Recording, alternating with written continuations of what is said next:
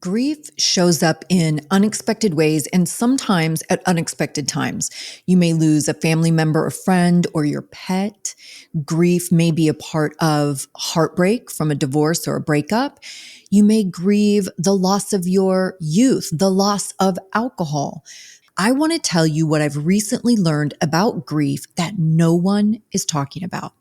This episode will change how you think about grief and give you a new way to understand what grief is and how you can heal.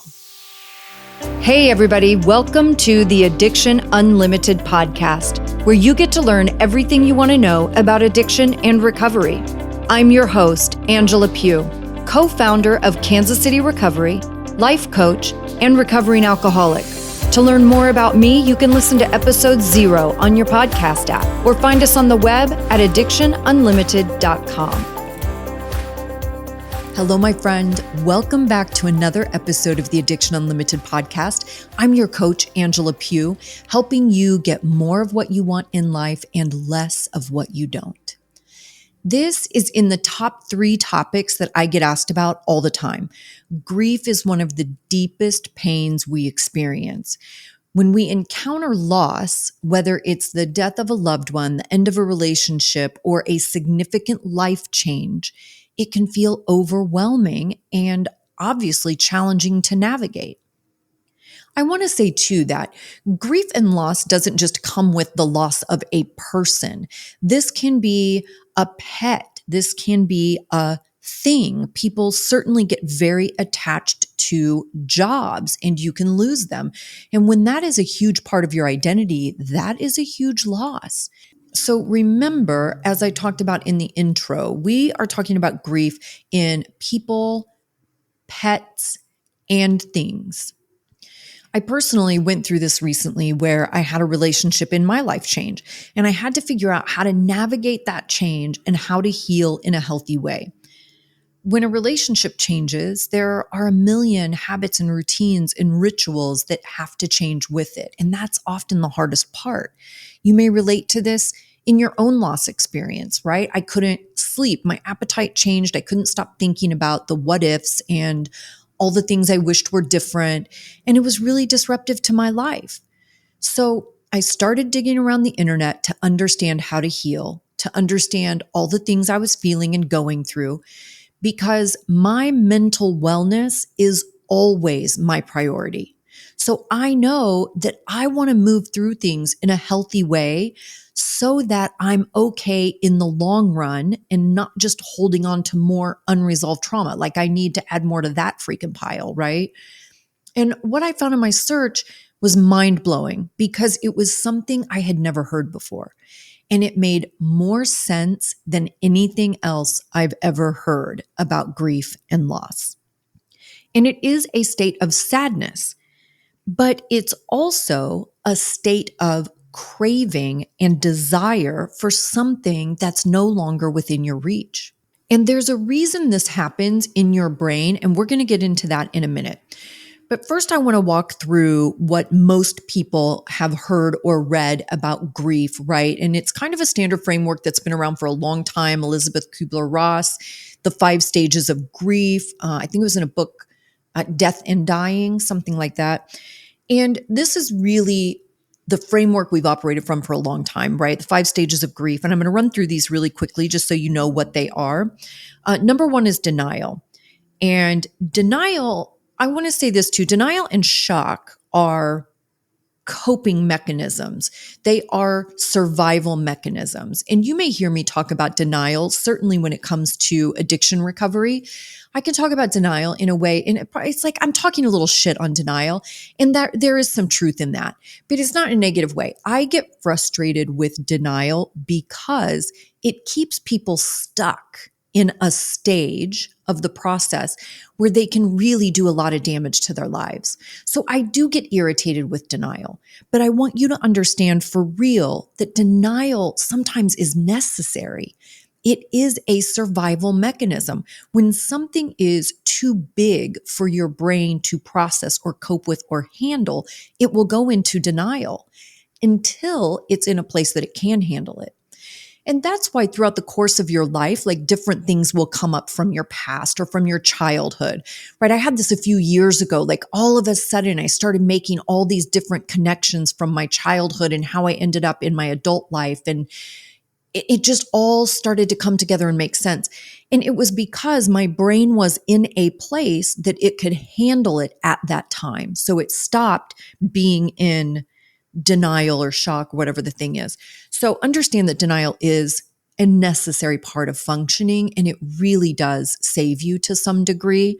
And I don't mean to talk shit about denial when it comes to addiction, but it does upset me because it causes people to do a lot of damage to their lives when they don't need to. Number 2, anger. I really understand that anger is fear. Anger is not even a real emotion.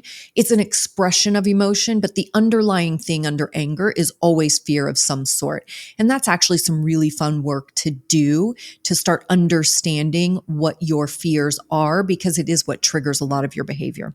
Number 3 is bargaining. We want life to return to what it was, right? We want our loved ones back. We want to go back in time. Number 4 is depression. It's the empty feelings, right? Grief on a deeper level. And number 5 is acceptance. And this is the stage just about accepting the reality that your person is physically gone and recognizing that this new reality is the permanent reality.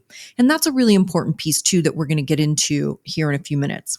So those are the 5 stages of grief, right? Denial, anger, bargaining, depression, acceptance. But what modern psychology is showing us is that not everybody goes through all the stages.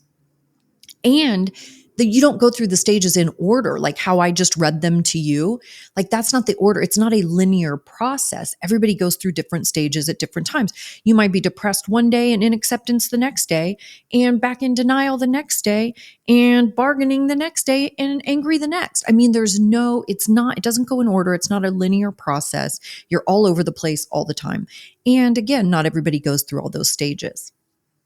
So here's the thing that I came across that was a complete game changer for me when I was researching this, because I really do want to heal things for myself and heal my brain in the healthiest way possible so that I have permanent long-term results, right? So I came across Huberman Lab. I don't know if you're familiar with the podcast. Dr. Andrew Huberman is one of my favorite humans on the planet. He is a neuroscientist and ophthalmologist. He's brilliant. He does these podcasts where he goes in a super deep dive in neuroscience things and life. And he makes it very relatable. And I know not all of you geek out on brain stuff like I do. I'm obsessed with the brain. So I can listen to Huberman all day, every single day, and never get tired of it. And if you want the deep dive, he goes way deeper in this stuff than I'm going to for sure, because I don't want to put half of you to sleep. But if you do want the deep dive, I have linked to his episode in the show notes. So you can go and listen to all the things. He talks about all the brain processes and all the cells in the brain that are created to do very specific things. And it is fascinating. And if you're really struggling with grief, it might be a great episode for you to go listen to, because it makes so much sense and it frames grief in such a different way.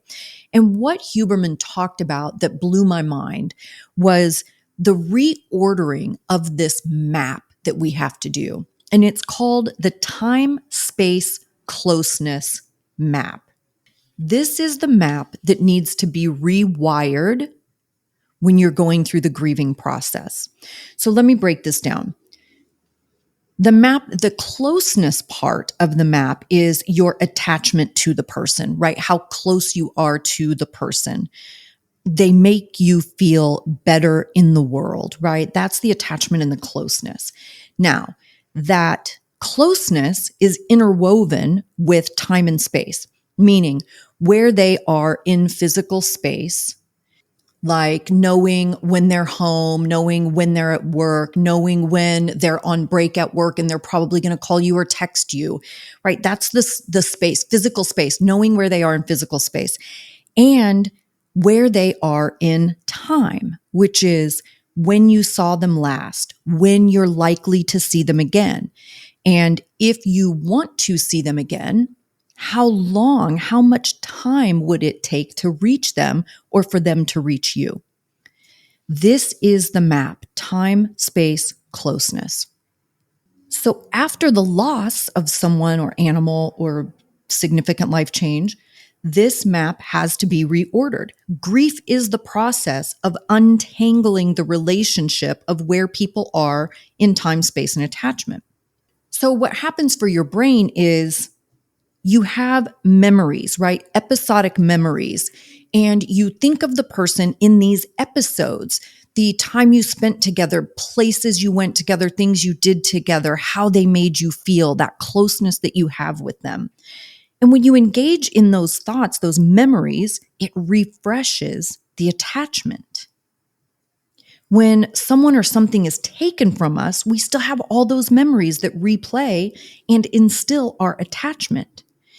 And when you refresh that attachment, then your brain starts to make predictions about when and where you're going to see them again. And your brain doesn't understand that they're not there anymore. So it can refresh all the attachment through replaying these episodic memories. Then it wants to predict and create an expectation of when you're going to be with them so you can feel that closeness and attachment with them again, but it doesn't understand that they're no longer there. And this is where it gets complicated. Your brain still has all the memories, but the memories are of the past relationship and circumstances, not the current relationship and circumstances. So your brain still wants to make the predictions. Your brain still wants to figure out, when am I going to see them again? When am I going to feel all that again? When am I going to feel that closeness? So when it comes to a healthy grieving process, the number one thing is don't try to deny the attachment or minimize the attachment, right? You see people do this a lot with breakups where they'll go, oh, well, it wasn't that healthy of a relationship anyway. I didn't really like them that much anyway. This is no big deal. I'll be fine. This is for the best, right? You want to minimize or deny the attachment that you actually felt, or you want to try not to think about it at all, right? We love to avoid feeling all the feelings or sublimate with work or focus, putting all your focus on something, all your energy and time and focus on a project or something at work or just working extra, right? And it gives you this illusion that you're working through your grief, but you're really not working through anything. You're just avoiding it. Instead, remap the time and space pieces. Remap how your brain is going to predict when and where you will see them and change that expectation, right? You want to feel your attachment and honor that attachment and closeness for what it was. You can't change that piece. You can't think enough times that it wasn't that big of a deal or wasn't that important to you, and all of a sudden that becomes true. It doesn't work that way. So what you want to do is dedicate blocks of time to really feeling it. Really honor your attachment. But don't think about the what ifs. What if this? What if I would have done that? What if I would have called that day? What if I would have said this instead? What if I would have been at that place? Don't get into the what ifs because they're counterfactual. There's nothing you can do about them. You have no idea if they're true or not. You have no control over any of these situations, really, right? Especially when someone passes, you don't have any control of that. You can't change the details and make that outcome different. The outcome is going to be the outcome regardless of what anyone else does. So don't get caught up in the what ifs, but really honor your attachment and closeness to that person. Experience it in your brain, in your body, but keep yourself oriented in the current time instead of slipping into the memories that create expectations of seeing them in time and space. Does that make sense? Honor your attachment and closeness. Wow, this person was really important to me. They made me feel really good. I'm so grateful I got to spend that time with them. I miss them. They taught me these lessons. They showed me these things in life, and I will forever be changed by that attachment and closeness, right? Honor all of those great things about your person or pet or thing. Honor that because that's true and real, but reorient the time and space pieces. plug in where they are in space and time in real time, so your brain doesn't create the expectation of seeing them, right? So it doesn't start to create the prediction of when you'll be able to engage in that closeness again.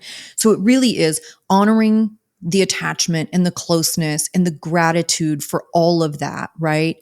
And then connecting it to where they are now in space and time, being gone or just not with you, however you want to frame that for your brain. So your brain understands that there is no expectation of seeing that person or pet or alcohol again, right? It's gone. Also, I want you to really understand that this is hard. Expect it to be hard. And I know that sucks because we don't want anything to be hard. I know that sucks. And I'm so sorry. I hate to be the one to even have to tell you, but I want you to manage your expectations. I don't want you to think that you're going to breeze through this and it's going to be super easy and you're going to be like the grief healing overachiever and do it better than anybody else and get through it faster. It just doesn't work that way. You know, the more that you can honor the feelings you have and really be true to that and reorder the time and space pieces, the better you do that, the better you will get through it. But it is hard. Expect it to be hard. Expect it to feel bad.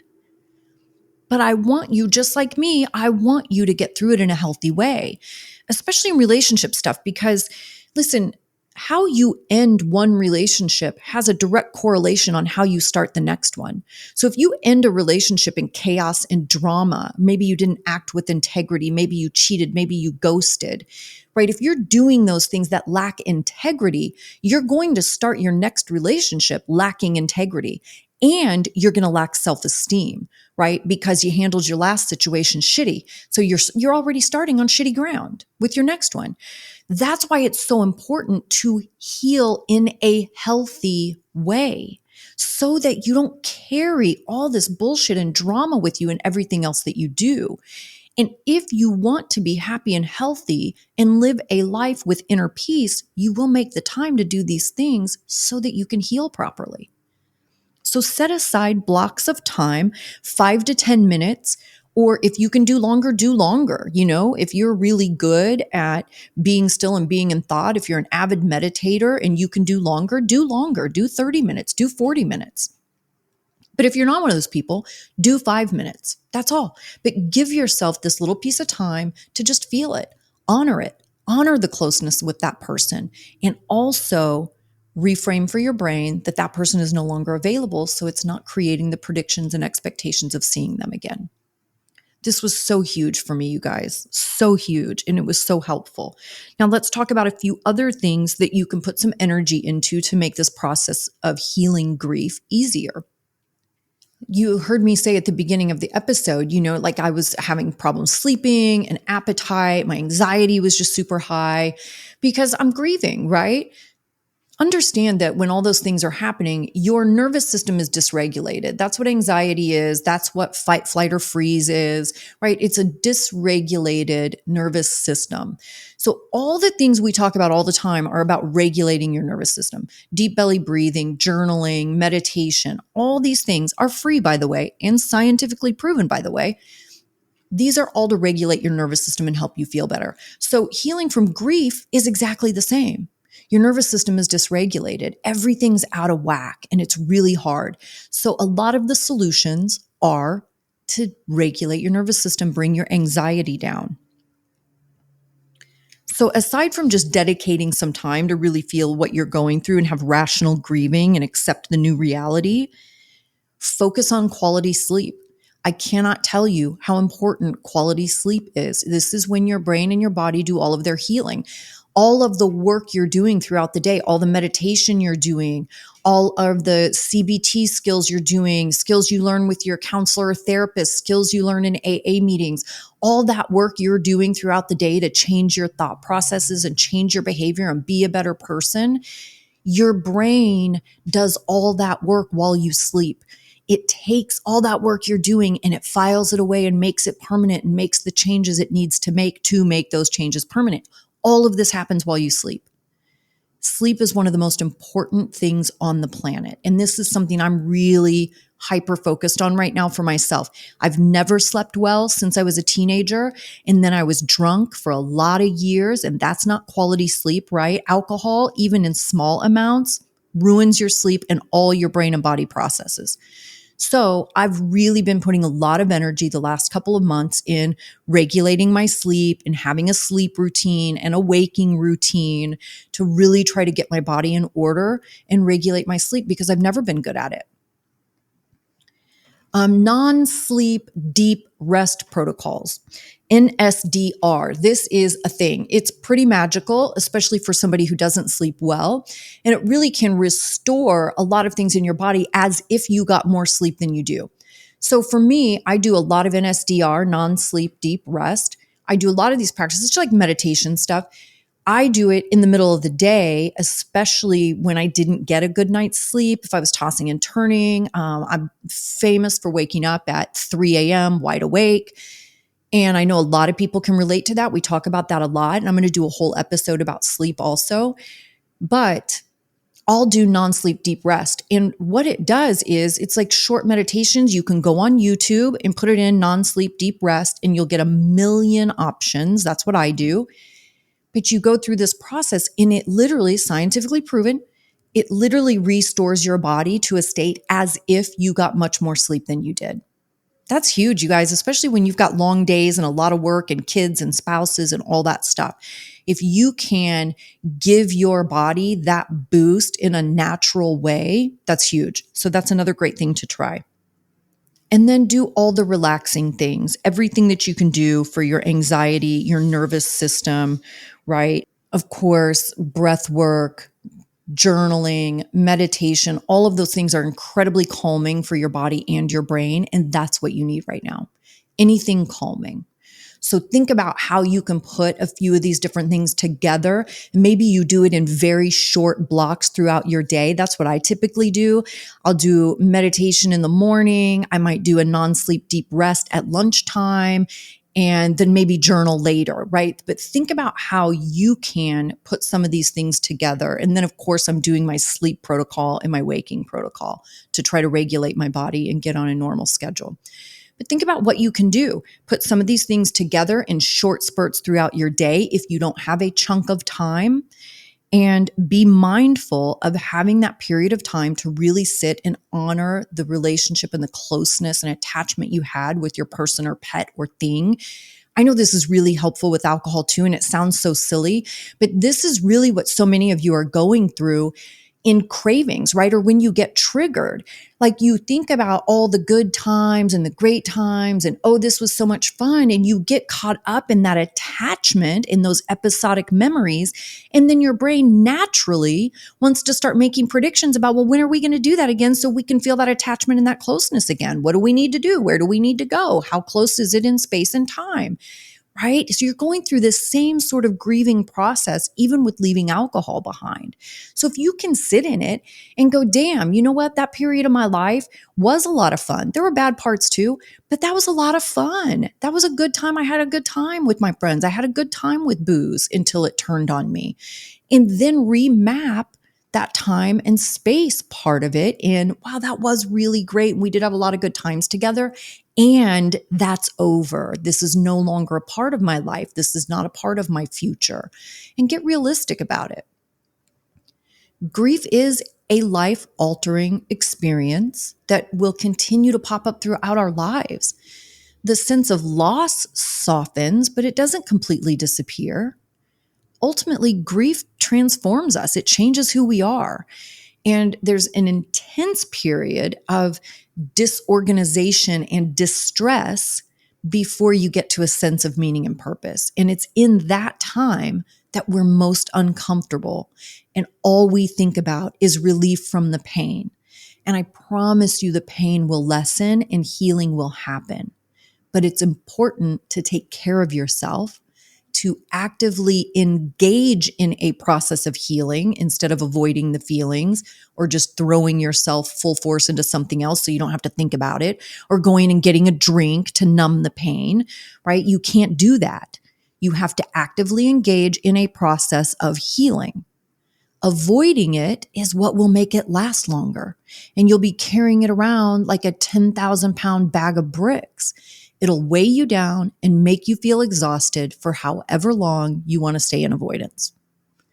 Be intentional about your healing. Set aside some time each day specifically for healing and reordering that time-space closeness map.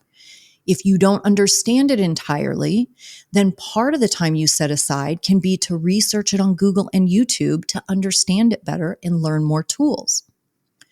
Have friends to talk to. Join a support group. I linked one in the show notes for you. Be intentional about taking the right steps to reduce your anxiety, get good sleep, and heal yourself. I hope you got a lot of good information from this episode. I can't wait to hear your feedback in the Facebook group.